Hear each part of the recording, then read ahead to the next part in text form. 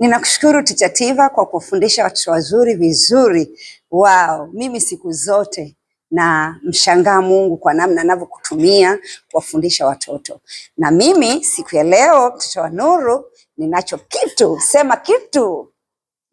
Ninacho kitu ambacho nimetayarisha kukufundisha. Unamjua Bwana wetu Yesu Kristo alikuwa mtu wa story. Kama ambavyo Teacher Tiva siku zote anatufundisha story nzuri, story zenye kuvutia. Teacher Tiva anapata tu mfano wa Yesu Kristo. Yesu alikuwa ni good storyteller. Sasa tukisoma kwenye kitabu cha Luka sura ya 8 kuanzia mstari wa 4, Yesu alikuwa na watu walikuwa wamemfuata. Unajua Yesu, makundi ya watu walikuwa wanamfuata ili wafundishe, ili waponye, ili watendee miujiza. Sasa siku hii walipomfuata, Yesu aliamua kuwasimulia story. Akawasimulia story ya mpanzi. Sema story ya mpanzi. Unamfahamu mpanzi wewe mtoto mzuri? Unaweza usimfahamu. Lakini kwa yule ambaye amebahatika kukaa mashambani, anakaa kijijini, anafahamu mpanzi. Mpanzi ni mtu ambaye anapanda mbegu, ana shamba. Kwa sababu ana shamba, lazima kuna wakati aende akapande mbegu. Na mimi lakini hata wewe mtoto wa mjini, si kuna wakati nyumbani mnalima bustani? Mkilima bustani ndio huwa mnachukua zile mbegu, hata kama ni mboga au ni bamia au ni chochote, mnachukua zile mbegu mnakwenda kupanda. Kwa hivyo leo nitakwenda kukusomea. Kwanza nitakusomea Luka sura ya 8 mstari wa 4 na kuendelea. Twende usome, chukua Biblia yako tusome pamoja. Mfano wa mpanzi. Luka sura ya 8 mstari kuanzia wa 4.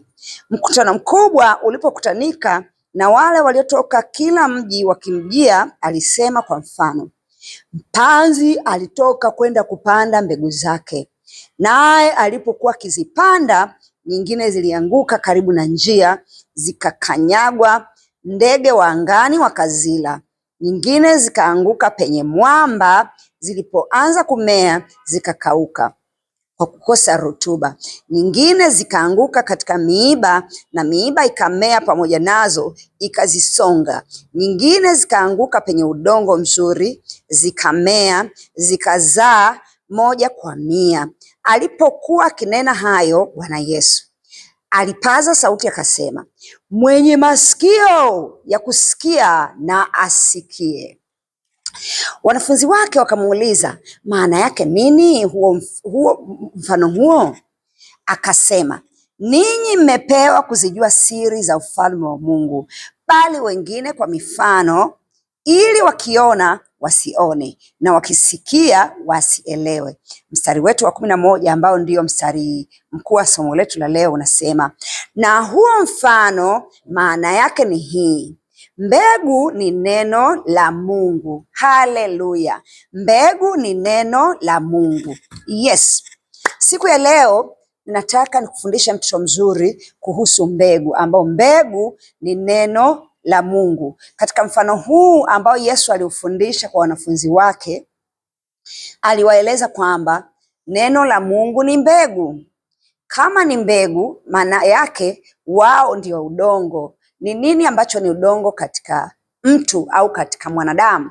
Wewe mtoto ni mwanadamu, lakini si ndio? Unajua wewe ni mwanadamu eh? Yes, you are still young but you are a complete human being. Kwa hivyo tumepewa kitu kinaitwa moyo. Sema moyo, au in English we say heart. Kwa hiyo huo moyo ni mahali ambako kunaweza kupandwa vitu. Tunapandaje vitu kwenye moyo? Tunapanda vitu kupitia maneno. Yes, kitu unachosikia ama unachosoma kinaingia moyoni mwako. Sasa Yesu alifananisha moyo wa mwanadamu na ardhi au udongo. Akasema kwamba wakulima wanapokwenda kupanda, kwa sababu wanakuwa na haraka, wakati mwingine wanaweza kukuta kwamba mbegu zimedondokea kwenye njia. Njia ni nini? Katika hali ya kawaida, njia ni mahali ambako watu wanakuwa wanapita. Kwa sababu njia ni mahali ambako wanapita, hata mbegu ikijaribu kuota itakanyagwa. Yes. Wewe mtoto mzuri shuleni, mfano kama kuna mahali kuna majani, mkianza kupita, si unaona huwa yale majani yanakufa kwa sababu yanakuwa na kanyagwa. Likewise, hivyo hivyo mmea ama mbegu ikipandwa kwenye njia haiwezi kusurvive, haiwezi kukaa, kwa sababu watu wataikanyaga, na sio tu kukanyaga, hata ndege watakuja kwa sababu inaonekana, wataichukua. Mahali pengine ambapo palipandwa ni mahali penye mwamba. Mwamba ni sehemu yenye jiwe, au tunaweza kusema rock. Rock ni kama jiwe, ni kama stone, huwa small, lakini rock maana yake ni that big stone. Kwa hiyo rock inakuwaga ni ngumu sana, hakuna maji hayawezi kupenya, kwa hivyo hakuna kitu kinachoweza kumea. Kitu cha tatu ambacho pia walipeleka zile mbegu pale, tumeona ilikuwa ni mahali penye miiba. Kwa watu ambao wanakaa mahali ambako hakuna mvua, mfano mikoa ya Dodoma, sijui mtoto wa Nuru mwingine unatoka nchi gani. Yes, ni semi desert area, ni maeneo ambayo yanakuwa na ukame. Sehemu hizo huwa kunaota vitu vinavyoitwa miiba. Ukiwa kwenye coast area, mfano Dar es Salaam, unaweza ukawa hauna ufahamu kubwa wa miiba, lakini watu wanaotoka Dodoma, na siku hizi ni rahisi kwa wewe uliye Tanzania kwenda Dodoma kwa sababu tuna SGR. Kwa hiyo you can go to Dodoma, unaweza kwenda Dodoma na ukaona miiba. Ile miiba huwa inachoma choma. Kwa hiyo ikipandwa na kitu, yenyewe inaweza kusurvive au inaweza kuishi mahali ambako hakuna maji mengi na rutuba ya kutosha. Sasa ukipanda mmea mfano mahindi au mtama au maharage, yakikutana na ule mwiba hayawezi kusurvive, kwa sababu mwiba umezoea shida, umezoea kukosa maji, umezoea kuishi mahali ambako hakuna rutuba. Kwa hiyo utagrow fast. Ukigrow fast manake utatend kuabsorb. Si tunajua kwamba tumesoma sayansi, tunajua photosynthesis, tunajua namna ambavyo mimea inakula chakula, manake itategemea jua na itategemea maji. Kwa hiyo pale ambapo una miiba itakuwa inafyonza kwa haraka, maana yake ni kwamba ile mimea mingine haitaweza kusurvive. It will hardly survive. Kwa hiyo ndio maana kwenye miiba pia mbegu yako ukipanda haiwezi kumea. Sasa udongo wa tatu uliotajwa ilikuwa ni udongo mzuri, a good heart. Tumesema kwetu udongo ni sawa na nini? Sawa na moyo wako. Kwa hiyo moyo ulio mzuri, huo utafanya mbegu ambayo tumesema mbegu ni nini? Kutoka kwenye Luka 8:11 tumesema mbegu ni neno la Mungu. Kwa hiyo mbegu ambayo ni neno la Mungu ikipandwa kwenye udongo mzuri, itamea, itakuwa, itazaa sana. Mbegu moja tu au neno moja tu litazaa mara 100. Hicho ndicho tumeambiwa. Imagine mtoto mzuri kwamba tu kwa neno moja la Mungu unazalisha matokeo mara 100. Maana yake utafanikiwa sana katika mambo unayoyatenda. Sasa nikaenda mbali na kutaka kujua, tumeambiwa moyo au udongo mzuri ni sawa na moyo mzuri. Nikataka kujua huyu moyo mzuri ni moyo wa namna gani? So imebidi nifanye kuchunguza, nifanye kutafakari, na katika kutafakari kwangu na kujifunza, nimejifunza kwamba moyo ulio mzuri unaokuwa termed au tafsiriwa kwamba huu ni moyo mzuri, ni moyo ule wenye tabia ya kusikiliza, ya kusikia. Kwa hiyo lazima kuwe na connection ya masikio yako na moyo wako. Kile unachosikia kipeleke moyoni, ukiweke, utasikiliza. Ukikwisha kusikiliza, tabia ya pili ya moyo ulio mzuri, una tabia ya kuelewa. Sawa? Unaelewaje? Kuelewa manake ni kwamba lazima uwe na taarifa ya kile unachoelezwa ili upate kukielewa. Na kama huna taarifa, mfano hujakielewa vizuri, utakuwa na fursa ya kuuliza. Mfano hivi mimi ninavyokufundisha, kama unakuwa huelewi, tunazo social media zetu, platform, tunazo namba za simu ambazo zinakuwa zinawekwa hapo chini ya screen. Unaweza ukatutumia message kwamba somo hili umelifundisha teacher Mami ama teacher Tiva, umenifundisha lakini sikulielewa vizuri, ninaomba unielezee. Kwa hiyo you will listen au utasikiliza, na baada ya kusikiliza unatakiwa uelewe. Kama hujaelewa uulize ili uelewe. Ni lazima uelewe ili uwe moyo wako uwe udongo mzuri wa kuweza kutunza. Na baada ya kuelewa, you keep it, unalitunza lile neno la Mungu kwenye moyo wako. Unalitunza ili upate kulitumia. Ukiisha kulitunza hilo neno, inatakiwa mtoto mzuri ufanye nini? Hebu guess, hebu jaribu kusema unahisi ukishalitunza inatakiwa kufanya nini? Yes, uwe mtii. Ulitii lile neno, uliweke kwenye matendo. Usipokuwa mtii, huwezi kwenda na Mungu. Mungu anataka watu wawe watii. Yes, ulitii neno lake. Sasa nitachukua mfano mdogo wa neno la Mungu ambalo tuliweke kwenye matendo. Mfano kwenye kitabu cha Marko sura ya 16, ngoja nifunue, nilikuwa sijaifunua, hii imekuja, Roho Mtakatifu ametaka tuitafakari. Tafuta mtoto mzuri kutoka kwenye Biblia yako. Marko, unajua Marko iko wapi mtoto mzuri? Marko ni kitabu kiko kwenye Agano Jipya. Biblia tuna sehemu mbili ambazo ni Agano la Kale na Agano Jipya. Sasa Marko ni kitabu ambacho kiko kwenye Agano Jipya.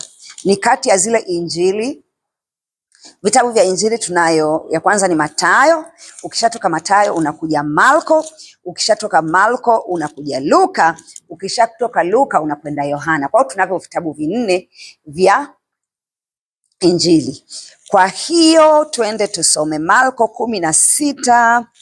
Marko 16 mstari wa, ili tuweke neno kwenye matendo. Manake tusisome tu vitu unavisikia na hatuwezi kuweka kwenye matendo. Today I want us to put the word into action, ili tutumie hii kwamba tumesema moyo ni udongo mzuri, tuweze kutumia hii ya kulisten, ya kusikiliza, kuelewa, kutunza na kuobey na kutii.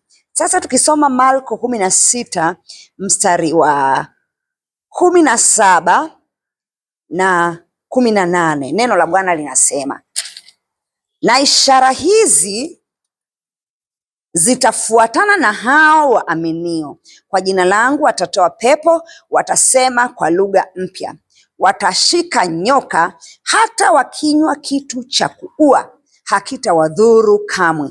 Wataweka mikono yao juu ya wagonjwa, nao watapona. Umesikia mtoto mzuri? Kati ya haya tumeambiwa kwamba mtu aliyeamini, manake mtu aliyemkiri Kristo kuwa Bwana na Mwokozi wa maisha yake, huyo mtu ameokoka. Huyo mtu akiweka, nataka leo sisi tuweke kwenye matendo neno la kuponya wagonjwa ambalo tumeambiwa hapa mwisho kwenye 18, wanasema wataweka mikono yao juu ya wagonjwa nao watapona. Umelisikia hili neno la Bwana, na neno la Bwana tunasema ni neno li kweli na amina. Kwa hiyo ukishalisikia, si umelielewa mtoto mzuri kwamba unaweka mkono juu ya mgonjwa? Kuweka mkono unafanyaje? Unafanya hivi, mkono juu ya mgonjwa. Umeelewa Yes. And you keep it when you see, unalitunza hilo neno. Ukiona rafiki yako ni mgonjwa, au hata ukiona wewe mwenyewe unasikia headache au unasikia kifua kinauma, unaweka mkono wako kwamba mimi ni mgonjwa, najiwekea mkono ili nijiponye. Yes, ukishalitunza hilo neno, umelitunza kwenye moyo wako, unatakiwa kufanya nini? Kulitii. Unafanyaje kulitii? Unaliweka kwenye matendo. Unaliwekaje kwenye matendo? Ukimkuta mami, ukimkuta dadi au mdogo wako, ndugu yako anaumwa, unasema sawa sawa na Marko sura ya 16 mstari wa 18, nimepewa mamlaka ya kuweka mkono wangu juu ya wagonjwa nao wapate afya. Naamini na kuwekea mkono, maana hapo unaweka kwenye matendo. Na kuwekea mkono mami, na kuwekea mkono dadi, na kuwekea mkono mdogo wangu, na kuwekea mkono bibi. Pokea uponyaji kwa jina la Yesu. Ninakuponya kwa jina la Yesu. Umeona mtoto mzuri? Namna ambavyo unatakiwa kuwa udongo mzuri. Unasikia neno, unalielewa, unalitunza na unaliweka kwenye matendo. Ukiwa tu unasikia kila siku tunakuambia hapa stori za Biblia na huweki kwenye matendo, haiwezi kusaidia. Hivyo ndivyo ambavyo unakuwa udongo mzuri. Kwa hiyo hii hadithi yetu ya mpanzi kutoka kwenye kitabu cha Luka sura ya 8 mstari kuanzia wa 4 mpaka wa 15. Endelea kuisoma ili upate kujifunza, na sio tu kusoma, iweke kwenye matendo, kwamba wewe moyo wako uwe udongo mzuri, upate kulitunza neno, upate kusikia neno la Bwana na kulitunza, kuweka kwenye matendo na kutii neno la Mungu. Kwa hivyo utaishi maisha ya kufanikiwa sana. Shalom, shalom. Today we have a very good lesson. This lesson comes from Luke chapter 8, verse 4 up to 15. Here we have Jesus, who had a lot of people following him, and Jesus himself was a good storyteller. So he wanted to tell a story to his followers. Jesus told them a story of a sower. A sower is the person who plants seed in his farm or her farm, and those seeds, they will grow. It depends, but the growing of the seeds or the growing of the plant will depend on the kind of soil that the plants are or the seeds are planted. Now, from this chapter, we saw that Jesus described 4 kinds of soil. The first place that he said the seeds fell was on the wayside or on the road where people were passing. We know that at the road, when people passing, if you put a seed or you plant, for example, grass, people, when they continue passing that place, the grasses or the seed or the plant will end up dying. Or even if it doesn't die, first of all, when we just put the seed there, because it's a way that people pass and the birds, they go around, they can see the seed. You know, birds, they eat seeds. They can see the seed and they can eat it. If they eat it, it means that that is the end of the story. The seed will not grow. Now, the second type of place that Jesus described that seeds can be planted, he said it will be planted on the rock. And we know the rock has no soil. It is a tough or hard thing that does not allow water to penetrate. So it means that no seed can grow on the rock.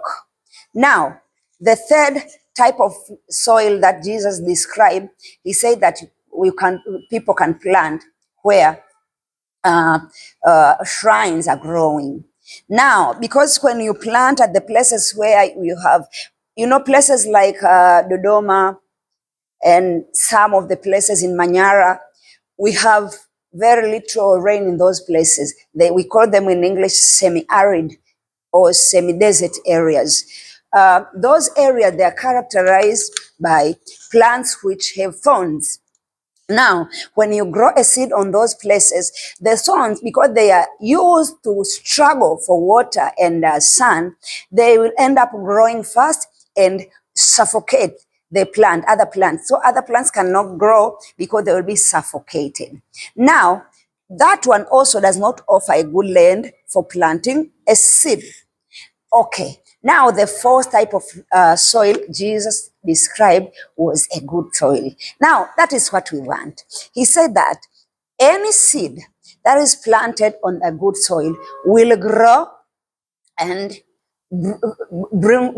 get fruits, or will bring results, which is 100-fold. One seed will produce 100 times of what? Of its likeness. You see? Now that is a good production. Now he equated, or he resembled that example to the heart of man. He said that a heart of man is like to the soil. If the heart is so busy, and from Luke chapter 8 verse 11, he told us that the seed is the word of God. The word of God is the seed to the heart of man. Now, a heart of man can be a good soil or a bad soil. We know our first 3 kind of soils, they were not good soil because they all did not favor the growing of the seed. Now, only the fourth type of soil is what favored. Now, also the heart of man, if you are too busy with things and you cannot concentrate, it means that if you are told the word of God, you cannot keep it in your heart. And if you don't keep it in your heart, the devil will steal it. You see? Now, for you to be a good soil, or for your heart to be good soil, you must have 4 characteristics. And these characteristics, they're the ones to help you keep the word of God and produce results out of the word of God. These characters, which are very important for you to be a good bearer or a good producer or a good to have good outcomes out of the word of God, is the first character. You must be a good listener. Listen to the word of God, and not only listening, you must understand the word. For example, like me and Teacher Tiva, we are always coming before you at TZ Gospel TV, and even through YouTube or through Facebook, Instagram. When you see us teaching, if you don't understand, just check with us.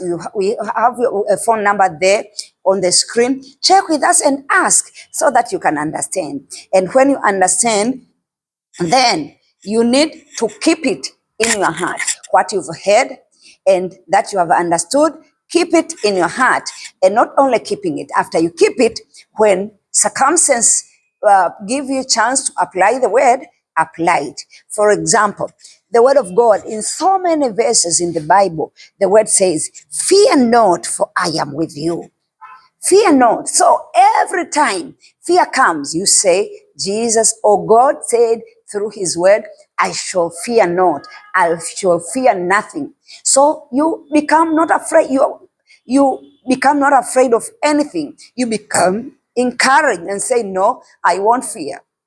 But another word that I also wanted us to look or to practice, to put it into practice, is the word from Mark. Mark chapter 16, verse 18 is the authority is from verse 17 up to 18. Jesus gave believers the authority. He told us that if you have believed in him, you are saved, you will heal the sick. One of the things that you will do, you heal the sick. Now, I want you a child of light because you have heard. As I am speaking here, you heard me telling you, you have authority to heal the sick. And you have understood that I can heal the sick. And you have kept it in your heart. Now, I want you, when you're at school, or even if when you're sick yourself, heal yourself. You put your hand.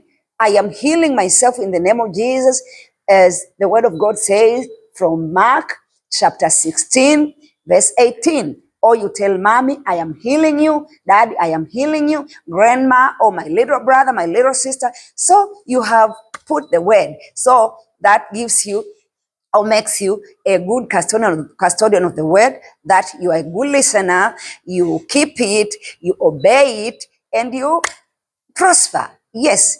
Why do we have to be a good soil? We have to be a good soil so that we can bear fruits. Without being a good soil, you cannot bear fruit. Just like the seed that were planted on the ground that was in a wayside, or on the rock, or where there are other plants which were choking, you cannot bear fruit. So be a good child who listen the word and put it in practice. You keep and put it in practice. Have you understood?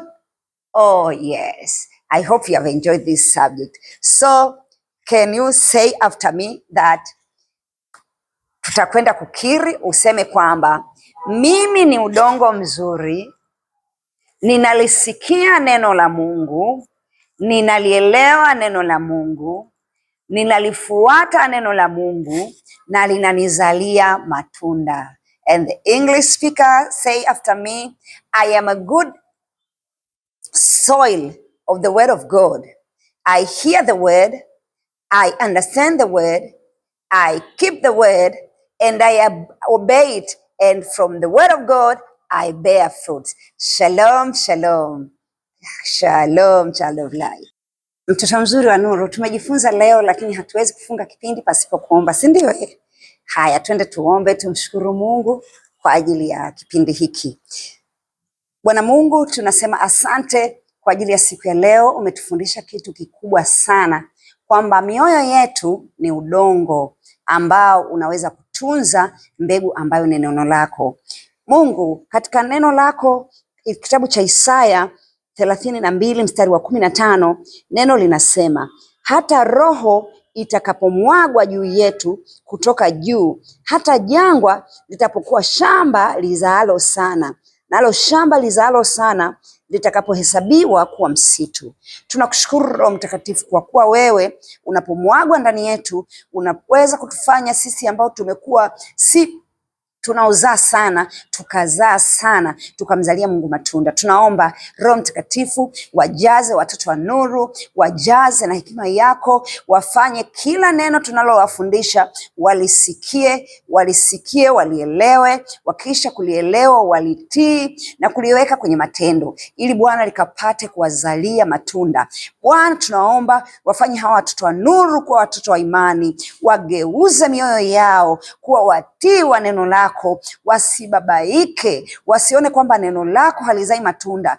Bwana, watakapoliamini neno lako utawageuza kuwa wazao sana katika masomo yao, kuwa wazao sana katika maisha yao. Tunawaombea kwamba hawa watoto wa nuru sio watoto wa kawaida, sio watoto wa kawaida, sio watoto wa kawaida. Mungu, watakuzalia matunda katika jina la Yesu, kama vile ulivyosema, kwa mbegu moja watazaa mara 100. Katika jina la Yesu tunafundika kwa damu Yesu, tukiwatamkia ulinzi. Tunaiombea TZ Gospel TV. Bwana, ibariki TZ Gospel TV, wabariki watangazaji wote, wabariki mafundi mitambo, wabariki kila mtu anayefanya kazi TV Gospel. Ukaifanikishe Bwana, ipe kufika mbali zaidi, ipe kuwafikia wengi zaidi, ili Bwana wote waabudu halisi wakapate kufanyiwa ibada katika roho na kweli kupitia TZ Gospel. Ni katika jina la Yesu Kristo tumeomba na kushukuru. Amen. Amen. Amen. Child of light, keep watching TZ Gospel. Bado vipindi vingine vinaendelea. You'll have a movie ili uweze kuenjoy zaidi na kujifunza zaidi. Shalom, shalom.